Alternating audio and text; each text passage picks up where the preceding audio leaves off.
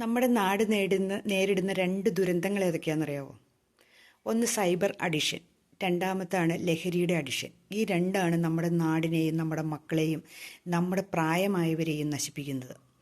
നമ്മളൊന്ന് രാത്രി ആയിക്കഴിഞ്ഞാൽ നമ്മുടെ മൊബൈൽ ഫോണൊന്ന് എടുത്ത് നോക്കിക്കേ, അപ്പോഴത്തേനാണ് മെമ്പർഷിപ്പ് ലൈവായി, ആ ലൈവായി, ഈ ലൈവായി, സൂപ്പർ ചാറ്റായി എന്നും പറഞ്ഞുകൊണ്ട് കുറേ പെണ്ണുങ്ങൾ തൊഴിലൊന്നുമില്ലാതെ നിങ്ങളൊന്ന് നോക്കിക്കേ, അതിൻ്റെ വ്യൂസും അതിൻ്റെ കമൻറ്റുകളും അതേപോലെ അതിൻ്റെ സബ്സ്ക്രൈബേഴ്സിനൊക്കെ ഒന്ന് നോക്കിക്കേ.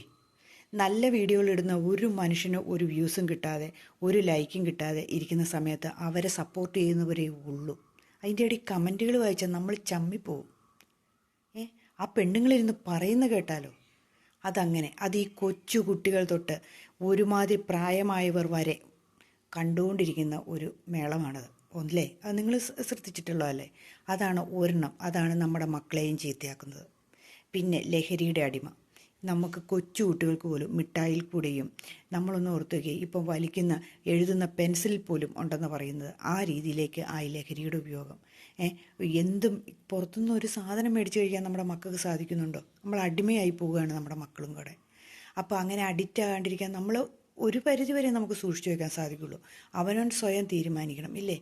അത് എന്താണെന്ന് വെച്ചിട്ട് ആ അതിലേക്ക് നമ്മുടെ മക്കളുമായി പോവാണ്.